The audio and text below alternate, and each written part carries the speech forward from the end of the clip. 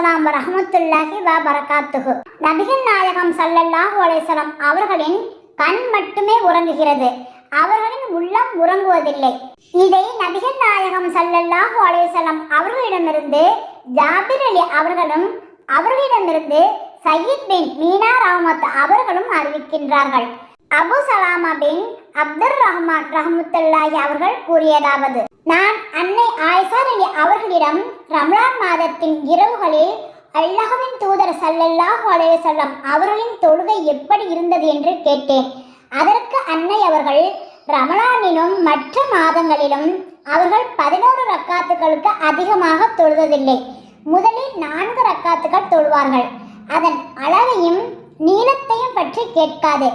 பிறகு 4 ரக்காத்துகள் தொழுவார்கள்.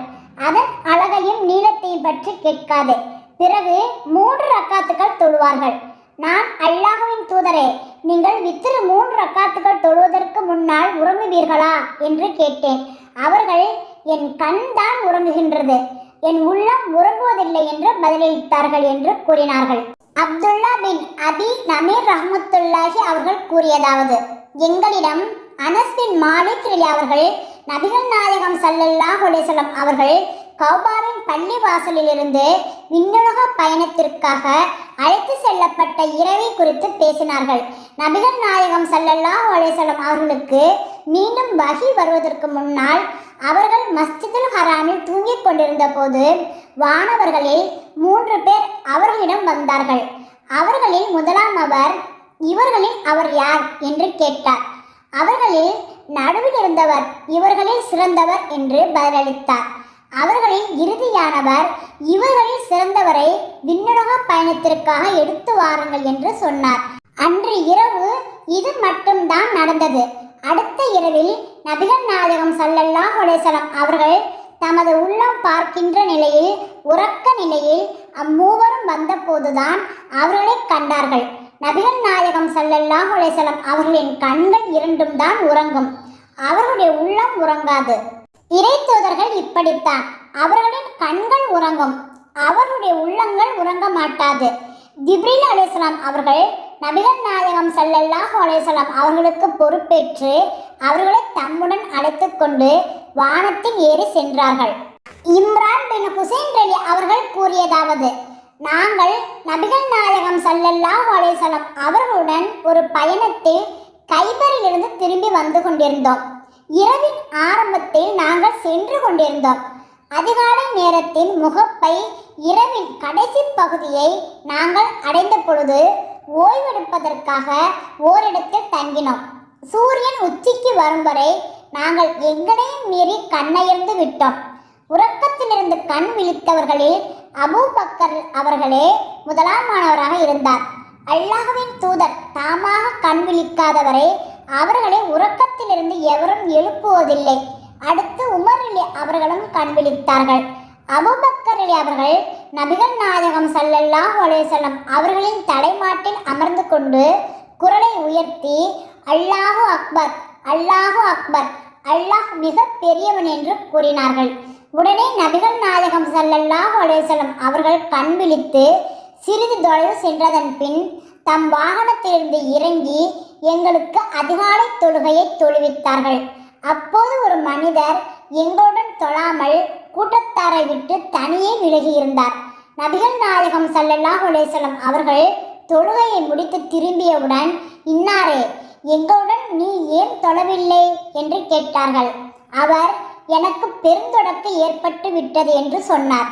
உடனே நபிகள் நாயகம் ஸல்லல்லாஹு அலைஹி வஸல்லம் அவர்கள் மண்ணில் தயனம் செய்யும்படி அவருக்கு கட்டளை இட்டார்கள். பிறகு அவர் தொழுதார். நபிகள் நாயகம் ஸல்லல்லாஹு அலைஹி வஸல்லம் அவர்கள் என்னை ஒரு வாகனத்தில் தமக்கு முன்னால் அமர்த்தினார்கள். எங்களுக்கு கடுமையான தாகம் ஏற்பட்டது. நாங்கள் பயணம் சென்று கொண்டிருக்கும் போது ஒட்டகத்தின் மீது தோலிலால் ஆன தண்ணீர் பைகள் இரண்டிற்கிடையே தன் 2 கால்களையும் தொங்கவிட்டு கொண்டிருந்த பெண்ணொருத்தியை நாங்கள் கண்டோம். அவளிடம் நாங்கள் தண்ணீர் எங்கே உள்ளது என்று கேட்டோம். அதற்கு அவள், தண்ணீர் இங்கு இல்லை என்று சொன்னாள். நாங்கள், உன் வீட்டார் உள்ள இந்த பகுதிக்கும் தண்ணீர் உள்ள இடத்துக்கும் இடையே உள்ள தூரம் எவ்வளவு என்று கேட்டோம். அவள் ஒரு பகலும் ஒரு இரவும் பயணம் செய்யும் தூரம் என்று சொன்னாள். நாங்கள் அல்லாஹ்வின் தூதர் ஸல்லல்லாஹு அலைஹி வஸல்லம் அவர்களிடம் நீ நட என்று சொன்னோம். அவள் அல்லாஹ்வின் தூதர் என்றால் யார் என்று கேட்டாள். அவளை தண்ணீர் தர சம்மதிக்க வைக்க எங்களால் முடியவில்லை. இறுதியில் அவளை அழைத்து கொண்டு நபிகள் நாயகம் ஸல்லல்லாஹு அலைஹி வஸல்லம் அவர்களிடம் நாங்கள் சென்றோம். அவள் நபிகள் நாயகம் ஸல்லல்லாஹு அலைஹி வஸல்லம் அவர்களிடமும் எங்களிடம் பேசியதைப் போலவே பேசினாள். தான் அனாதை குழந்தைகளின் தாய் என்று நபிகள் நாயகம் ஸல்லல்லாஹு அலைஹி வஸல்லம் அவர்களிடம் சொன்னாள். உடனே நபிகள் நாயகம் ஸல்லல்லாஹு அலைஹி வஸல்லம் அவர்கள் அவளின் 2 தண்ணீர் நிரம்பிய தோல் பைகளின் கொண்டு வரச் சொல்லி கட்டளையிட்டு அவற்றின் வாய்கள் 2லும் தம் கரத்தால் தடவினார்கள். தாகமுடன் இருந்த நாங்கள் 40 பேரும் தாகம் தீரும் வரை அவற்றிலிருந்து தண்ணீர் பருகினோம். எங்களுடன் இருந்த ஒவ்வொரு தோல் பையையும் ஒவ்வொரு தோல் பாத்திரத்தையும் நாங்கள் நிரப்பிக் கொண்டோம். எங்கள் ஒட்டகம் ஒன்றுக்கு மட்டும் அதனால் தாக்கு பிடிக்க முடியும் என்பதால் தண்ணீர் குடிப்பாட்டப்படவில்லை. அந்த தோல்பை தண்ணீர் நிரம்பி வழிந்த காரணத்தால் அதன் வாய் பிளந்து போக இருந்தது. பிறகு நபிகள் நாயகம் ஸல்லல்லாஹு அலைஹி வஸல்லம் அவர்கள் உங்களிடம் இருக்கும் உணவுப் பொருட்களை கொண்டு வாருங்கள் என்று தம் தோழர்களுக்கு உத்தரவிட்டார்கள்.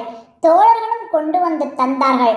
நபிகள் நாயகம் ஸல்லல்லாஹு அலைஹி வஸல்லம் அவர்கள் அந்த பெண்ணுக்காக ரொட்டி துண்டுகளையும் பேரிச்சம்பழங்களையும் ஒன்று திரட்டி அவளுக்கு வழங்கினார்கள். இறுதியில் அவள் தன் வீட்டாரிடம் சென்று நான் மக்களிலே மிக வசீகரமான ஒருவரை அல்லது அவர்கள் முஸ்லிம்கள் நம்புவதைப் போல் ஒரு இறை தூதரை சந்தித்தேன் என்று சொன்னாள். அல்லாஹ் அவளது அந்த குலத்தாருக்கு அப்பெண்ணின் வாயிலாக நேர்வழி அளித்தான். ஆகவே அவளும் இஸ்லாத்தை ஏற்றுக்கொண்டாள். அவர்களும் இஸ்லாத்தை ஏற்றுக்கொண்டார்கள்.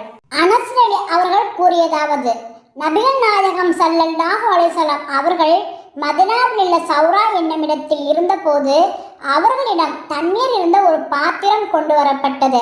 அவர்கள் தம் கரத்தை பாத்திரத்தினுள் போட அவருடைய விரல்களுக்கிடையிலிருந்து தண்ணீர் ஊற்று போல் பொங்கி வரலாயிற்று. மக்கள் அனைவரும் அந்த தண்ணீரில் ஒளிச் செய்தார்கள். அறிவிப்பாளர் ஹதாதா ரஹ்மத்துல்லாஹி அவர்கள் கூறுகிறார்கள், நான் அனஸ் அலி அவர்களிடம் நீங்கள் மொத்தம் எத்தனை பேர் இருந்தீர்கள் என்று கேட்டேன். அதற்கு அவர்கள் 300 பேர் என்று சொன்னார்கள். அனஸ் பின் மாலிக் அலி அவர்கள் கூறியதாவது, ஒரு நாள் நான் அல்லாஹ்வின் தூதர் முஹம்மது நபி ஸல்லல்லாஹு அலைஹி வஸல்லம் அவர்களை பார்த்தேன். அப்போது அசர் தொழுகையின் நேரம் வந்துவிட்டிருந்தது. ஒளிச்செய்யும் தண்ணீரை தேடியும் அவர்களுக்கு அது கிடைக்கவில்லை. அல்லாஹ்வின் தூதர் ஸல்லல்லாஹு அலைஹி வஸல்லம் அவர்களிடம் ஒளிச்செய்யும் தண்ணீர் சிறிது கொண்டு வரப்பட்டது. அல்லாஹ்வின் தூதர் ஸல்லல்லாஹு அலைஹி வஸல்லம் அவர்கள் அந்த பாத்திரத்தில் தமது கரத்தை வைத்தார்கள். பிறகு அதிலிருந்து ஒளிச் செய்யும்படி மக்களுக்கு கட்டளையிட்டார்கள். அப்போது நபிகள் நாயகம் ஸல்லல்லாஹு அலைஹி வஸல்லம் அவர்களுடைய விரல்களுக்கு கீழே இருந்து தண்ணீர் ஊற்றெடுத்து பொங்கி வருவதை நான் கண்டேன். மக்கள் அதிலிருந்து ஒளிச் செய்தார்கள். எந்த அளவிற்கென்றால் அவர்களில் கடைசி நபர் வரை அதிலேயே ஒளிச் செய்து முடித்தார்கள். இந்த ஹதீஸ்கள் அனைத்தும் சஹீஹுல் புகாரி 4ஆம் பாகத்தில் பதிவு செய்யப்பட்டிருக்கின்றது. இறைவனுக்கு அஞ்சுவோம், இறைவனின் கட்டளைக்கு கீழ்ப்படிவோம்.